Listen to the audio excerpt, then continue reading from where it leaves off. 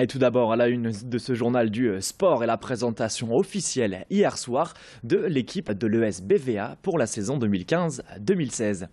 Ça se passait à l'UGC de Villeneuve-d'Ascq, une équipe changée avec près de 40% des effectifs renouvelés. Un nouveau visage donc pour l'équipe féminine qui débute cette saison avec la même hargne que l'année dernière. L'entraîneur Frédéric Dussart a parlé justement de la saison à venir et a mis les points sur les i. Malgré le départ d'Anne Waters, l'équipe doit privilégier la cohésion plutôt que de mettre en avant une joueuse en particulier.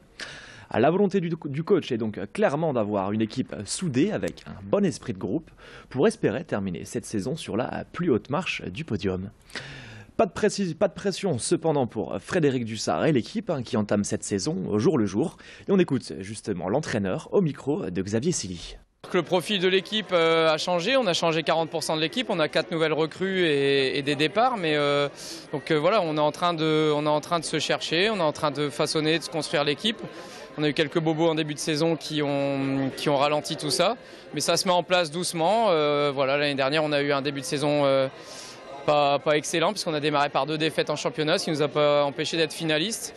Donc voilà, on sait qu'avec le travail, au quotidien, on va trouver des automatismes et voilà, donc on ne sera pas prêt ni demain, ni dans 15 jours, ni dans un mois, ça on le sait, on ne sera pas à notre meilleur niveau.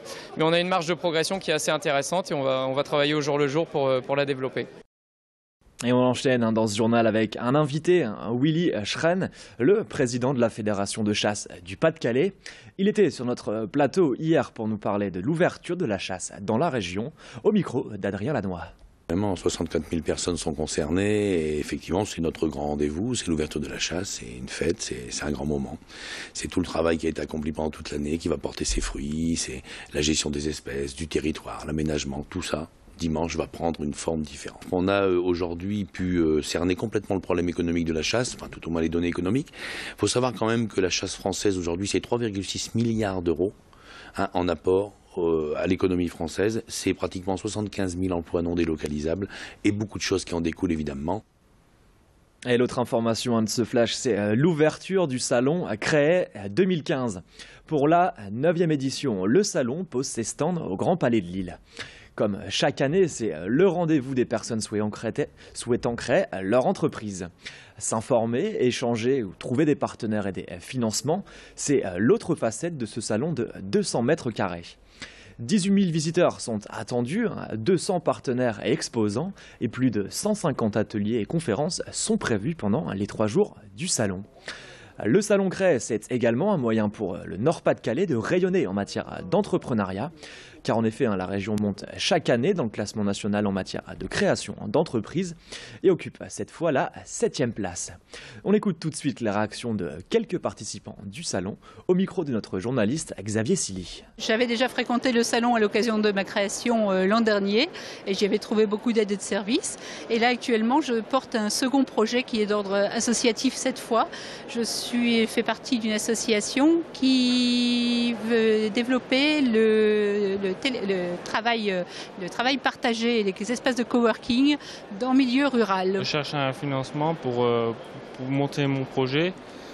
J'ai vu pas mal d'endroits, c'est pas évident. Je suis venue chercher des informations sur tout ce qui concerne la création, donc au niveau des banques, au niveau de la comptabilité, les démarches à faire. Et il y a un an, souvenez-vous, on vous parlait sur ce plateau d'un concept unique alliant la culture au transport. Son nom, Covoiturart. Faire du covoiturage pour partir à la découverte des châteaux, musées, expos ou encore ateliers d'artistes, c'est bien le souhait de son créateur, Thibaut Denis Dupéage. Le but, partager un moment convivial, mais également diminuer l'empreinte carbone et permettre à chacun d'accéder à la culture, même sans avoir de voiture. Plus de 1300 destinations sont d'ores et déjà accessibles via le site de réservation covoiture-art.com. L'inscription est gratuite et vous avez la possibilité d'être covoitureur, autrement dit de proposer un trajet ou bien d'être covoituré. Une soixantaine de partenariats avec des sites culturels existent déjà, ce qui permet d'avoir des tarifs préférentiels pour les utilisateurs du site. On écoute justement l'un d'eux au micro de Pauline Lermite. Covoiture Art, c'est un ami qui a partagé une publication sur Facebook Alors je ne sais même plus laquelle exactement, mais j'étais interpellé par le nom puisqu'on connaît tous les covoiturages habituels. Et Covoiture Art, ça m'a fait tilter. J'ai été me promener sur le site, j'ai vu plein de destinations un peu partout. Je trouvais le concept intéressant puisque bon, d'habitude le covoiturage, on se dit tiens je vais aller à Paris, je prends un covoiturage et j'arrive à destination et c'est fini. Alors que là on a vraiment une alternative à des lieux comme ici au LAM qui sont certes desservis mais bon, moins pratiques depuis le centre que de venir directement en voiture. Et pour terminer sur Grand Lille TV, on vous propose de nous envoyer vos photos et vos vidéos de l'Eurobasket sur notre flashbox à l'adresse grandlille.tv. Que ce soit au village sportif, devant un match de l'équipe de France dans un bar ou bien en direct du stade Pierre-Mauroy de Villeneuve-d'Ascq, n'hésitez pas à nous faire parvenir vos meilleurs moments que nous diffuserons dans la foulée. Car Grand Lille TV, c'est bien sûr aussi cela, une chaîne proche de vous qui partage vos meilleurs moments. Et c'est la fin de cette édition. Merci à toutes et à tous de nous avoir suivis. Dans un instant, vous retrouvez la météo et votre infotrafic.